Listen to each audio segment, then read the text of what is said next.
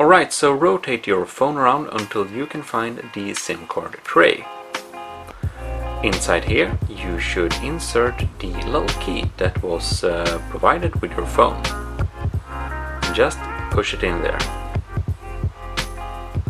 And now we can see it is ejected. Now you don't need to push it out all the way. The first slot is for an SD card. So here we can take our little Samsung SD card, just put it in there securely and push it in, and there we go.